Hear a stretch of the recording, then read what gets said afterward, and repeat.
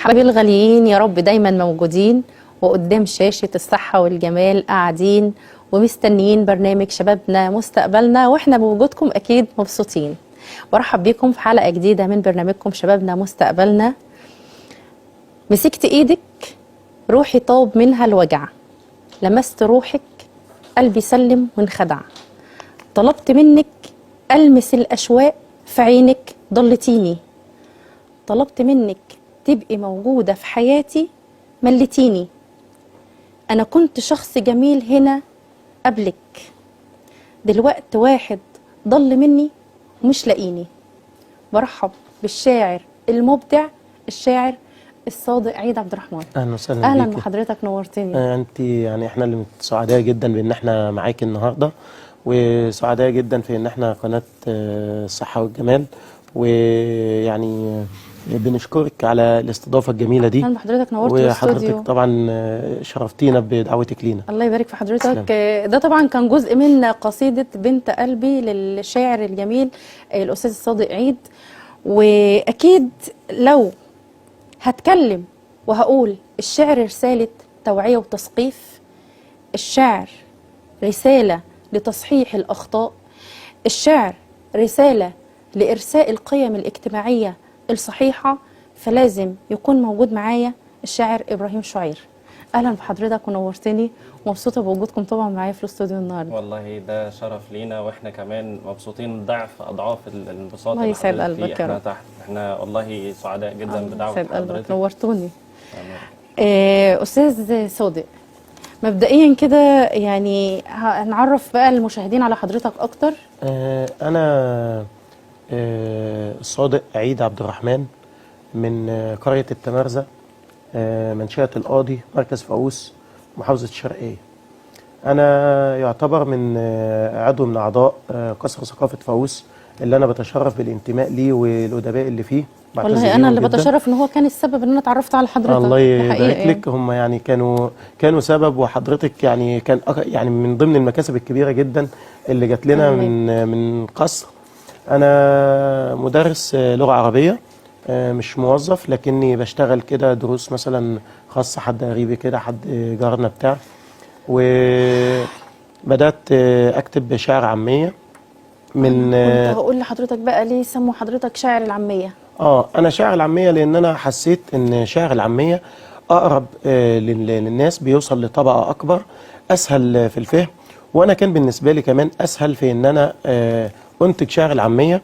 وبحكم ان انا اصلا يعني كان عندي ذاكره سمعيه في ان انا بسمع قصائد وبسمع شعر وبسمع بعض الاغاني، فده اثر فيا وخلاني احب ان انا اكتب شعر العاميه. طب احنا طبعا انا بدات الحلقه بجزء من قصيده لحضرتك، لو حبيت من حضرتك تسمعنا حاجه او تسمع المشاهدين حاجه من انتاج حضرتك الادبي. تمام. انا هسمعكم قصيده، بس قبل ما اقول القصيده هقول حته صغيره كده بتقول: سيب بصمتك على الزمن واحفر في قلبه مكان، وازرع في وسط المحن من الصمود سكان. في ناس بتزرع أمل من بذرة الأحزان، وناس برغم الألم بتوزع الأحلام. ومصلي قبل الشجن ما يفجر البركان، يمصلي في أزمتك ينفجر الأحزان. سيب بصمتك على الزمن، كون للفرح عنوان. القصيدة اللي أنا هقولها بعنوان بحبك. بقول فيها: لو تتوهي أو تضيعي أو يقف بيك الطريق، دوري عني تلاقيني، هتلاقيكي ساكنة عيني جوه قلبي، عايشة فيا من سنين. لو تحسي يوم بخنقة أو بضيقة أو بخوف ولو دقيقة، اندهيلي لو في سرك وتبعيني، مش هضرك، وتبعي صوت الحنين. هتلاقيني من زمان بحلم تجيني أو يشوفك طرف عيني، اتبعي صوت الحنين راح يدلك. هتلاقيني زي ضلك، اهتديلي مش هضلك، واعصي حبة شيطان حبايبك، تلقي حبة إن كلك. يلي روحك ساكنة عيني، ضمي روحك ليكي ضمة، واشهقي من روحي شهقة واقتليني. لو هموت علشان تعيشي، عادي جدا صدقيني. يا عيونها مش تخافي، مش هخونك لو تخوني، مش هصدق طيش ظنوني، بس اوعي في يوم تضلي وانتي مش ناوية تلاقيني، ما انتي لو بصيتي فيكي جوه منك هتلاقيني، ما القلوب بتدق فينا واحنا مش سامعين نغمها، والحنين جوانا ساكن واحنا مش لامسين وجوده، جنب قلبك مع حنينك هتلاقيني، عضو ساكن فيه حشاكي مهما تقسي برضه فيكي. بحبك ياللي روحك ساكنه فيا، والنفس باخده عشانك، والحنين لعينيك غيه، والقمر غار من جمالك. بحبك رغم اني شايف انك مش تحلي ليا، اصلك فرقه عني، اصلك انتي مش في جنسي، جنسي غيرك اصلي انسي، يا ملاك في شكل انسي انك يوم تحسي جنبي خوف او يوم تضلي، انتي ضلي ومش فاضلي غيرك، انتي مش فاضلي غيرك، انتي مش فاضلي. شكرا. الله عليك ما شاء الله. لو هموت علشان تعيشي عادي عادي جدا جداً صدقيني. تسلمي. الله عليك. شاعر التفاصيل. اولا كده مبدئيا نحب حضرتك ترحب تعرف نفسك للجمهور، وكمان تقول لنا يعني ايه شاعر التفاصيل. أنا إبراهيم محمد شعير، برضو ابن محافظة الشرقية، قرية التمرزة، منشية القاضي، مركز فاووس، أحد أعضاء قصر ثقافة فاووس اللي أنا طبعا بتشرف بالانتماء إليهم. وبالمناسبة اللي أطلق علي شاعر التفاصيل وعلى الأستاذ الصادق شاعر الفيلسوف هو الشاعر الكبير إيهاب عزت، وطبعا ليه فضل كبير بعد ربنا في التطور اللي احنا وصلنا له. انا شاعر التفاصيل لان انا دايما بهتم بتفاصيل التفاصيل. يعني في ناس بيشوفوا الموضوع قشري يعني من بره، بس لا، انا بشوفه من جوه وبقدر اوصل لقلب لقلب الحدث عشان اقدر اوصل لك الحاجه. طبعا اللي عايز يوصل معلومه لحد لازم يعرفه ان هو حسه، هو عاش نفس اللي عاش فيه عشان يتقبل منه. انا بدات الحلقه وقلت لما يكون الشعر بيوجه رساله أكيد. وده مش كلام وخلاص. يعني انا اذكر ان انا حضرتك حضرت معانا ندوه، وكنت ده الشرف ليا انا طبعا، وكنت بتوجه رساله الى منتحر. هنوجهها برضه تاني. يا ريت بقى نوجهها على الهواء. هقول قصيده رساله الى منتحر. طبعا القصيده دي يعتبر انا كاتبها مخصوص علشان البرنامج ان شاء الله، بمناسبه ان احنا شبابنا ومستقبلنا. انا طبعا زعلني جدا الفتره الاخيره انتشار حالات الانتحار الغريبه. هي بيبقى ليها سبب اكيد، ولكن مش هو السبب اللي يوصل لكده. ما احنا قلنا في البدايه ان احنا بنصحح الاخطاء اللي موجوده في المجتمع. بالظبط. كلنا طبعا مؤمنين، وانا بحاول من مكاني هنا ومن برنامجنا الجميل شبابنا ومستقبلنا ومن القناه الجميله اوصل قصيده رساله الى منتحر. اتفضل. بقول فيها: كل اللي جرالك او حالك ان انت مازال قلبك عيره، الكبت على الكبت بينشع وبيوجع ولا 100 تعويره. كل اللي جرالك كان حكايات ما بقتش تعدي بتحويره. كل اللي بقالك من الخيالات دي سجايرك وبواقي البيره. الدنيا معارك هتفوز لو قادر تقتل تعميره. الدنيا مهالك وكنوز والكل محطوط تسعيره. انا عارفك من مده مكمل في سباق بالرجل المبتوره، مش عارف قادر تتحمل ولا عارف تفضل في الصوره. الجوله ما زالت شغاله والرجل التانيه المكسوره، ملهاش اعذار، دي سفاله مش حكمه واقوال مأثوره. انا كنت زمان زيك لكن ما لقيتش جواب للفزوره. انا كنت جبان بفضل ساكن مستني حلول على السبوره، ولكني وغصبا راح اكمل في صراع النفس المسعوره. عمرك حسيت قلبك نمل؟ عمرك حسيت قلبك نمل وملوش لا رأي ولا مشوره؟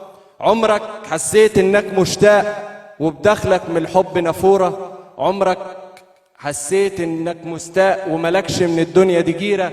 يا ما شفنا على الدنيا بلاء. وهقول لك على حاجه خطيره، انا زيك مريت بالاصعب وعاشرت والتكشيره. انا منك يمكن او اقرب. وهقول لك على حاجه اخيره، كل اللي بقالك افعالك ما تخافش، ولو قلبك عيره الصبر على الصبر بينفع وبيمنع ولا 100 تعويره. شكرا. الله ينور بك. انا مبسوطه طبعا بوجودكم معايا، ما شاء الله عليك. ده شرف لينا ده والله. شرف ليا انا.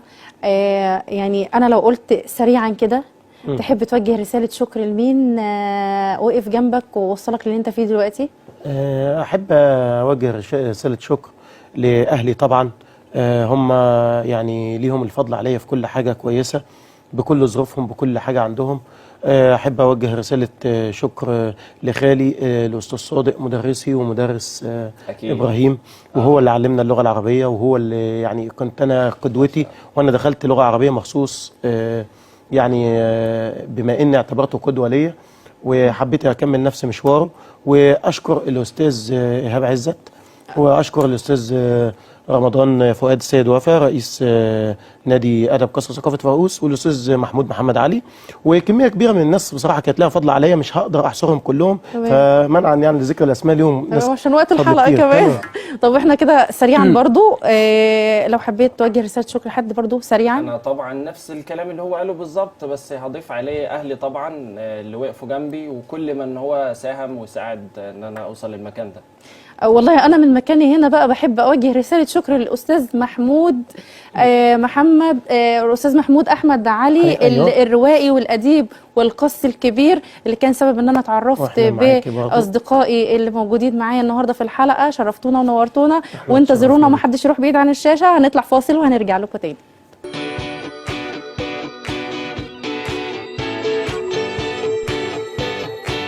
ورجعنا لكم بعد الفاصل، ومعايا بما اننا في برنامج شبابنا مستقبلنا، فاكيد ان احنا بنستضيف كل المواهب او كل المبدعين في كل المجالات. طبعا النهارده الضيفه بتاعتي مميزه، واقدر اقول انها على صغر سنها بس قدرت تقدم حاجه كويسه، وقدرت تعمل حاجه في مجالها، وان شاء الله المستقبل يتنبأ لها ان هي تكون مرشده سياحيه كبيره قوي. برحب طبعا بالاستاذه سماء ايمن، اهلا بيكي. اهلا بحضرتك. سماء عضو مؤسسه شباب الجمهوريه الجديده، ومؤسس مبادره اسرار مصر القديمه SAE. عرفينا بقى بنفسك اكتر. انا سماء ايمن من محافظه الشرقيه، انا خريجه كليه الاثار. وبصي بقى، انا ماشيه في مجال الارشاد السياحي عموما، تور جايد، وعملت مبادره اللي هي المفروض سيكريتس في انشنت ايجيبت، واللي هو الابريفيشن بتاعها SAE. هدف المبادره اللي هو تنشيط السياحه الداخليه في مصر، بس طبعا مش بالشكل التقليدي. قولي لنا الاول فكره اصلا المبادره جات لك ازاي؟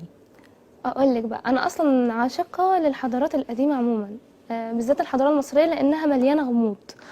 ففكره المبادره، انا بحب ان انا اسافر واشوف الاماكن دي، وفي نفس الوقت انا عايزه اوري الناس اللي انا بشوفه، اللي هو لا، انا شايفاها بطريقه تانية خالص غير اللي الناس مثلا ممكن تعدي على حاجه تلاقيه مبنى وخلاص. لا، المبنى ده له حكايه وله قصه لازم نعرفها. يعني انت بتروحي المكان وبتصوري فيه وبتشرحي الاماكن اللي انت موجوده بالظبط. فيها. مظبوط. بس وطبعا ماما شجعتني جدا على الفكره دي، يعني شكر خاص ليها طبعا. وجهي لها بقى رساله دلوقتي. شكرا جدا يا ماما بجد. هي ساعدتني جامد. والحمد لله يعني قدرت ان انا اخد خطوه كبيره، وعايزه برضو كان في تيم شغال معايا هو دلوقتي بيمتحن. فبجد كل الدعوه وكل التوفيق ليكم، وان شاء الله نرجع اقوى من الاول. طب اهداف مبادرتك ايه يا سما؟ يعني او انت عايزه تحققي ايه من المبادره دي؟ بصي، هو انا بستهدف اكتر الاماكن الغريبه في مصر، يعني اي مكان غريب انا بحب ان انا اروحه واقول قصته، لان في اماكن كتير جدا في مصر احنا اصلا مش عارفين هي دي موجوده فعلا في مصر ولا لا. حتى انا طريقتي مثلا على البيج، لو حد متابع، ما بقولش ان دي مصر في الاول، دايما بقول هي ليبيا في مصر مثلا، اوروبا في مصر، بحيث ان هم ما بيشوفوا الوهله الاولى المكان ما بيصدقوش اصلا ان احنا في مصر. فدي بتبقى ده الهدف الرئيسي بتاعي، ان انا اوريهم بنظرتي انا، مش النظره التقليديه اللي بيظهر بيها. المبادره تابعه لايه؟ المبادرة تحت مؤسسة شباب الجمهورية الجديدة للتنمية والتدريب، وتبع وزارة التضامن. الحمد لله تبع وزارة التضامن الاجتماعي. وزارة التضامن. تمام. طيب على المستوى الشخصي، انت حابة المبادرة توصل بيكي لحد فين، او توصلي بالمبادرة لفين؟ وزارة الآثار، ابقى الوزيرة. وزارة الآثار. طيب يعني. الاهداف المبادره، يعني انت قلتي ان احنا بنحاول نعمل سياحه داخليه، بنحاول نعرف الناس احنا بلدنا والاماكن اللي موجوده. وفي اماكن انا شخصيا فعلا لما شفت الفيديوهات بتاعتك، كان في اماكن انا شخصيا ما كنتش اعرفها، عرفتها من الفيديوهات عندك. فيعني ايه خطتك بقى او ايه الخطوات اللي جايه اللي انت هتقدمي بيها المبادره او اللي انت هتنفذيها؟ هو انا حاليا شغاله على سفر بيبقى مقسمها لجزئين، جزء جروبات اكسكلوزيف، ودي بتبقى جروبات تقيله شويه وفي نفس الوقت بتبقى لايت في الناس، بحيث ان انا لما بسافر اقدر اعمل فلوجز عن الاماكن وانقل لهم المعلومات اللي بتتقال. وفي جروبس تانية دي بتبقى شرح اكاديمي اكتر ومكثف، ودي بتبقى خاصه بالمجال نفسه، سواء اثار او تاريخ، اداب تاريخ مثلا او الكلام ده، بحيث ان ياخدوا المعلومات الكافيه عن الاماكن اللي حوالينا. تمام. طب احنا كان معانا في الكنترول فيديو للاستاذه سما، انت بعتي لي فيديو او بعتي الكنترول فيديو، اشرحي لنا كده الفيديو ده كان عن أي ايه؟ واحد بقى يعني الفيديو تقريبا يعني اخر واحد كان على ايه؟ اخر واحد انا اخر حاجه عاملاها كنت عامله فلوج لسيوه. ده انا جمعت كل لحظه بس، قولي بس يعني فسري للمشاهدين الاول بلوج يعني ايه، لان في ناس طبعا يعني فلوج ده المفروض فيديو مجمع عن المكان اللي انا رحته، يعني اختصار الرحله اللي انا عملتها.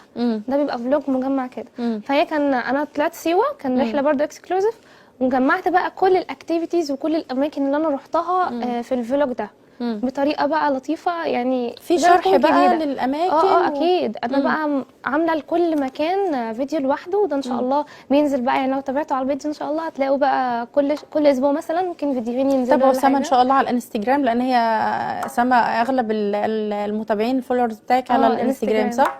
فتابعوها على الانستجرام وان شاء الله نبقى ننزله مع الفيديو. كنتي بقى بتشرحي اللي هو اللي انت شفتيه هناك، او انت كنت رايحه مقصوده وكنت مخططه له، يعني انت كنت مخططه للفيديو أكيد. وعامله سكريبت خاص بالفيديو اللي انت هتقوليه. انا قعدت قبلها بشهرين ارتب له صراحه، علشان احاول اطلعه بالشكل المفروض اللائق اللي يدي المكان حقه، والحمد لله يعني. سما، انت قبل انضمامك للمؤسسه او قبل ما يعني المبادره تكون تابعه للمؤسسه، انت كنت بتنزلي وبتصوري الاماكن دي على حسابك الشخصي؟ وما زلت على فكره. طيب كنت بتعملي ايه؟ يعني فسري لنا، انت اللي بتصوري موبايل، بتاخدي حد معاكي، فسري انت بتعملي ايه علشان تظهري مصر، عشان يقدروا كميه العناء على فكره دي نقطه مهمه جدا. انا عايزه افسرها. بتوجه لي بقى جزء في الرحلات ده، تلاقي الناس داخله لي وتقول لي ايه يا بختك بتطلعي ببلاش. بتطلعي تفسحي. اقسم بالله انا بطلع على فكره على حسابي، وبطلع في رحلات كمان. لو يعني انت طبعا الناس بتبقى مسؤوليتك في الرحله، فانا بقى اي حاجه لازم تمشي بالظبط، ولو حصل اي دروب لازم انا اللي اتحمله فورا. وبعدين ما عنديش كونسبت بقى ان انا اتعامل بالفلوس والجو ده، انا اهم حاجه عندي الناس ترجع مبسوطه والناس تبقى مرتاحه معايا بس. فلا احنا بنواجه حوارات كبيره جدا في السياحه يعني دي. انت بالنسبه لك اصلا الرحله اصلا مش طالعاها علشان تتفسحي، مش طالعاها متعه، انت طالعاها شغل. ايوه طبعا. بتبقي واخده مصور معاكي ولا انتوا كتيم مع بعض بتصوروا بعض ولا؟ هو كان التيم معايا، كان في تيم اورجنايزنج طبعا، وفي تيم فوتوغرافر. كان معايا فوتوغرافر اسمه فؤاد، بس الفوتوغرافر حاليا يعني هم كلهم بيمتحنوا بقى عشان هم اصغر مني. دلوقتي انا معايا اللي صور الفلوج ده فوتوغرافر اسمه ابراهيم، ممتاز بصراحه، وهو اصلا اللي ناوي يعني نكمل مع بعض في التصوير. فهو ده اللي احنا صورنا بيه الفلوج، كل الاماكن بقى اللي احنا شرحناها وكده. ايه مخططاتك المستقبليه للمبادره؟ هي المفروض سيكريت يا جماعه، بس المفروض ان انا عامله سلسله. صرحي بجزء يعني. هو انا كان في لسته كده عندي، المفروض انها فيها اسماء غريبه جدا في اماكن في مصر، وحرفيا اهل البلد نفسهم مش عارفينها. ودي طبعا عايزه موافقات من الوزاره ان شاء الله تتوفر قريب. فدي بقى اللي هينزل عليها سلسله الحلقات. خديني معاكي اكيد. ان شاء الله حبيبتي. بس فهي دي الخطه المفروض اللي جايه، انها يشوفوا مصر بقى بحته تانية خالص، مش الاماكن المشهوره بمعنى اصح يعني. مش الاماكن المعروفه. طب انا بس عايزه اعرف الفيديو ظهر معانا ولا ايه؟ طيب تمام. الرحله اللي جايه او الشغل اللي جاي، مش هقول الرحله لان هو بالنسبه لك مش رحله، ده شغل. ايوه. المكان اللي انت سما حاطاه في دماغها المره اللي جايه رايحه فيه او هتقدمه لمتابعينها بشكل هم ما شافوش قبل كده؟ في المفروض هي مشهوره، بس انا هروح اماكن مش مشهوره فيها، زي دهب. دهب وطابه، في مكان في طابه كده مش معروف، وغالبا يعني عدد الناس اللي بتروحوا ضعيف قوي. بما اننا بناخد كل اللقطات الجديده، فانت تقولي لنا بقى ايه الاماكن اللي مش معروفه في دهب وفي طابه وانت حابه تروحي تسلطي الضوء عليها. انا مش عايزه احرق المكان بصراحه لانه مكان عالمي. يعني ناشونال جيوغرافيك نفسها اصلا جت صرحت ان دي يعتبر اول محميه طبيعيه على مستوى العالم في الجمال وموجوده في دهب. فانا مش عايزه اقول الاسم بتاعها لان انا هعمله في حلقه قريب. هقول انا عرفته. ايه قولي. خلاص بقى. وفي مكان ده هقوله بقى، ده في طابا يا جماعه، اسمه الكانيون. الكانيون ده عباره عن جبال، يعني مجموعه جبال كده بطريقه بخطوط عريضه واسعه كده مع بعضها وملونه بقى من درجات البينك والبلو والاصفر، يعني كذا لون كده، فشكلها مرعب يعني تحفه. ده اللي بتقولي بيتعمل عليه الحفلات بالليل ولا حاجه لا تانية؟ ده جبل التويلات في دهب. ده حاجه تانية. لا دي حاجه تانية. وفي مكان بس اتشهر بقى في طابا، ده وادي الوشواشي، ده اتشهر خلاص دلوقتي. طب الجبال دي الوانها بتظهر بالنهار بس ولا بتظهر بالليل، ولا هي اصلا كده الجبال دي كده جبال احنا ملونه؟ هي دي بتبقى محميات طبيعيه اصلا. اخر الزياره لها بتبقى مثلا 5 6، ما ينفعش نطول بعد كده. فكده كده انت بتروحي بالنهار، فكل الالوان دي بتكون ظاهره معاكي. طب انت يعني صعوبه الوصول للاماكن دي، محميات طبيعيه، يعني هل الباص بيوصلكم لا لحد لا المحميه لا. ولا انت بتروحوا عارفه انت ازاي جو بقى؟ بقى اكشن واحمد السقا وعربيات الدفع الرباعي بقى والحاجات دي. اه هي دي بقى هتركبوها بقى وانطلقوا. يعني انت بتنزلوا بالباص وبتكملوا بقى بالشنط بتاعتكم بقى العربيات وحاجات زي بتجيلنا عند كده؟ الفندق او الكامب اللي احنا فيه، وبتبدا تنقلنا بقى كلنا مع بعض. بس طيب ايه مخططاتك المستقبليه او بتحلمي بايه؟ بحلم بايه على مستوى المبادره الاول وبعد كده نشوف على المستوى الشخصي؟ هو انا بحلم ان المبادره يبقى لها وزنها طبعا. بس اقول لك بقى ان جنرال في الحلم بتاعي ان انا عارفه انت بقى لما الشخص يموت بس تفضل اعماله موجوده. انا بتمنى حاجه زي كده، انا اسيب اثر مع الناس. لسه بدري قوي. يفضل لسه بدري قوي. ربنا يديك الصحه والطعم. ربنا يخليك. بس فده اللي انا بتمناه، يعني ان شاء الله ان ربنا يكرمني واقدر اقدم حاجه مفيده للناس. هو اذا مات ابن ادم انقطع عمله الا من 3: علم صح. ينتفع به، دي واحده من ال3، علم ينتفع به. قبل ما اختم معاكي الحلقه عايزاكي توجهي رساله شكر لحد دعمك وقف وراكي، وانا عارفه ان مامي عبير يعني تعبت كتير قوي وصرفت كتير قوي. وبابا كمان والله. طيب وصلي رساله. هو طبعا شكر خاص لاهلي جدا جدا جدا، وعايزه اشكر الفوتوغرافر ابراهيم اللي هو مازال معايا، وعايزه اشكر شخص ده قريبي، هما 2، مصطفى حامد ومحمد نصحي، وعايزه اشكر التيم كله اللي واقف معايا اصلا عشان اسم المبادره يقوم نفسه. فدول بصراحه اكتر ناس عزيزه على قلبي، وما زلت شايله لهم كل المعزه والموده اللي كانت بينا يعني. وانا كمان بشكرك وبشكر وجودك معايا حبيبتي يا سما، ما تحرمش منك. وانتظرونا ان شاء الله في نفس الميعاد الاسبوع اللي جاي يوم الاربعاء اللي جاي، وحلقه جديده من برنامج شبابنا مستقبلنا.